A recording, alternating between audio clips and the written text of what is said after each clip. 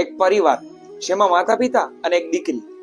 હવે દીકરીને ભણાવે છે, ગણાવે છે, મોટી કરે છે. હવે એ દીકરી કોલેજમાં આવી ગઈ એટલે સ્વાભાવિક વાત છે, માતા એટલી તો અપેક્ષા રાખે કે દીકરી મને ઘરકામમાં મદદ કરે. પણ દીકરી વિચિત્ર સ્વભાવની, કામ કરવાની જગ્યાએ બધા સાથે ઝઘડવું, મોડું ઉઠવું, પોતાની મનમાની ચલાવી, બારે બધા સાથે ફરવા જવું, ઘરમાં કઈ કે તો ક્યાંય ધ્યાન આપવું નહીં.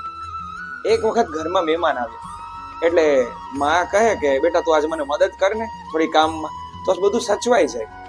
દીકરી કે મારા ફ્રેન્ડ્સ રાહ જોવે, હું ત્યાં જતી રહીશ, મારે રોકાવું જ નથી, એ તમે જુઓ. પિતા બધું જોતા હતા તો માને કે તમે કે માને કઈ કીધું નહીં, આ જવા દીધી. તો માતાએ એને આન્સર આપ્યો, એને જવાબ આપ્યો કે એ જ્યારે આગળ જશે પરણીને, ત્યારે એના ઘરે જ્યારે બાળકો આવશે ને ત્યારે એને ખબર પડી જશે કે આવું ક્યારેય ન કરાય. અત્યારે નહીં, એને સમય શીખવાડી દેશે.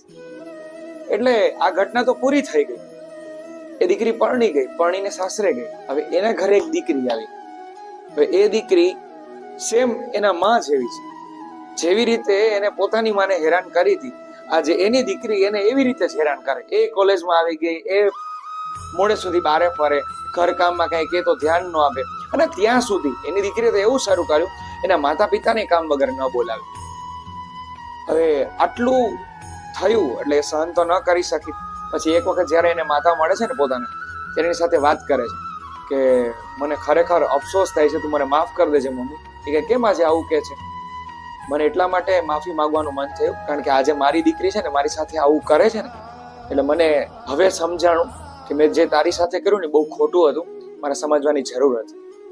હવે આ ઘટના આપણને એ જ શીખવે કે આપણે વર્તન કરવામાં ધ્યાન રાખીએ. માતા પિતા શીખવે છે તો શીખીએ, નહીંતર આવતા જે સમયમાં આપણે જે ભોગવવું પડશે બહુ અઘરું હશે, તો સમજતા રહીએ. એક મસ્ત વાર્તા.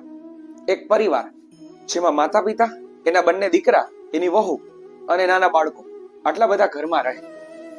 પિતાજી પાસે ખૂબ સારી મિલકત, એમને કાપડનો ધંધો અને ખૂબ સારું એમાંથી કમાયા.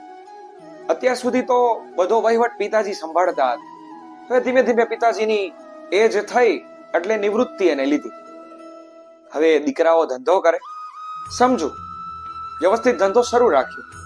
પણ સમય જતા જેમ મિલકત દેખાય એમ વૃત્તિ બંનેની થોડી થોડી ખરાબ થઈ. વિચાર આવ્યો કે કામ કરીએ, આપણે પિતા પાસે સહી કરાવી લઈએ. તો બંને યુક્તિ કરી લીધી. એ માતા પિતાને થોડો સમય બહુ પ્રેમથી સાચવ્યા. એક વસ્તુ માંગે તો 3 લઈ દે. વહુ પણ ઘરમાં ખૂબ માન આપે, કાંઈ ઓછું ન આવવા દે. 6 મહિના સુધી આવું રાખ્યું. પછી ધીમેથી એને સહી કરાવી લીધી, બધી મિલકતમાં ભાગ પડાવી દીધા. અને પછી તો જે દી ન જોવો જોઈએ એ દી આવી ગયો. વૃદ્ધાશ્રમમાં મૂકવા ગયા. એ પિતા માટે સાહેબ બહુ અઘરું હતું, કારણ કે જે જગ્યાએ દાન આપવા આવતા, આજે એ જ જગ્યાએ એના દીકરાને મૂકવા આવ્યા. શું કરવું? હવે બની તો આવ્યું. અને ત્યાં જઈ અને અફસોસ કરે છે. હવે માતા પિતાને ત્યાં મૂકી આવ્યા. આ બધા લોકો પોતાની રીતે રહેવા લાગ્યા અને બધી જગ્યાએ વિભાજન કરી આપ્યું મિલકતનું. ત્યાં માતા પિતા એની બાજુમાં રહેલા વૃદ્ધો સાથે વાત કરતા હતા. તેને પૂછ્યું કે તમે કેમ અહીંયા? ત્યારે આ માતા પિતા જવાબ આપે છે કે અમારી ભૂલ ખાલી એટલી જ કે અમે અમારી મિલકતમાં સહી કરી આપી. જો અમે અમારી મિલકતમાં સહી ન કરી હોત ને તો આજે અમે ખૂબ સારી રીતે રહેતા હોત. હવે આ ઘટના આપણને એ જ શીખવે કે જો આપણે આપણું બધું આપી દઈએ ને તો આપણી વેલ્યુ ન થાય. એમના કરતા જ્યારે એને જરૂર હોય ને ત્યારે એને આપતા રહીએ ને તો કદાચ વેલ્યુ એ થશે અને કિંમત પણ આપણી બહુ સારી એવી કરશે એ લોકો. મસ્ત વાર્તા. એક વખત એક શેઠના સપનામાં રધી આવી અને કીધું શેઠને કે હે શેઠ, હું તમારા ઘરની રધી, આજથી હું જાઉં છું અને આવતીકાલથી તમારા ઘરમાં ઈર્ષા આવશે. શેઠ કે કાંઈ વાંધો નહીં. બીજા દિવસે સવારે એ ઘરની 4 વહુ હતી. 4 વહુ રસોડામાં નાસ્તો બનાવતી હતી.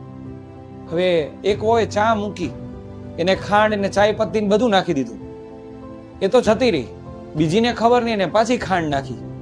ત્રીજીએ પણ નાખી, ચોથીએ પણ નાખી. એ ચારેયને એમ થયું કે ભાભી ખાંડ નાખતા ભૂલી ગયા છે. ચારેય નાખીને ચા એકદમ ગરડી થઈ ગઈ. સૌથી પહેલા શેઠ નાસ્તો કરવા બેઠા. એને ચા પીધી એટલે મીઠી લાગી, છતાંય પીન અને જતા રહ્યા, કાંઈ બોલ્યા નહીં. એના પછીના 2 દીકરા આવ્યા, એ પણ નાસ્તો કરીને જતા રહ્યા. પછી મોટા ભાઈ આવ્યા, એને નાસ્તો કરતી વખતે ખાલી એટલું જ પૂછ્યું કે કોઈ નાસ્તો કરી લીધો? એ કે હા, શેઠે અને બંને દીકરાએ પણ નાસ્તો કરી લીધો છે. સારું, પોતે નાસ્તો કરીને જતા રહ્યા.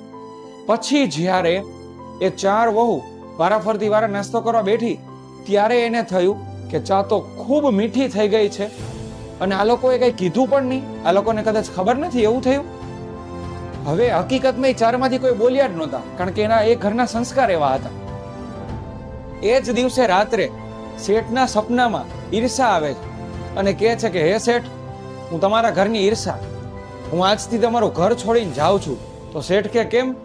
એ કે હું એવી જ જગ્યાએ રહી શકું જ્યાં કંકાસ હોય, બાજાબાજી હોય અને પરસ્પર ઝઘડતા હોય, એકાબીજા લોકો આખો દિવસ બાજીયા કરતા હોય.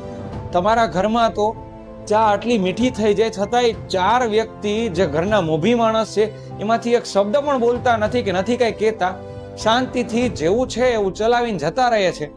તો આનાથી વિશેષ તો શું કહેવાય? તમારું ઘર ખરેખર ઘર નથી, મંદિર છે. અને હું અહીંયા ન રહી શકું. તમારા ઘરમાં તો રધી અને લક્ષ્મી જ રહી શકે, બીજું કોઈ ન રહી શકે. ત્યાંથી પછી જતા રહ્યા. હવે આ વાર્તા આપણને એ શીખવાડે કે નાની નાની વાતમાં જો આપણે બોલતા જશું, કંઈ વઢતા જશું તો કદાચ પરિવારનો માળો નહીં રહે. જો પરિવારને સંપમાં રાખવો હોય અને સંપીને રહેવું હોય તો એ બધી વાતો જતી કરી અને ઉચ્ચતમ વિચાર રાખવા જોશે, તો જ કદાચ પરિવાર ટકશે.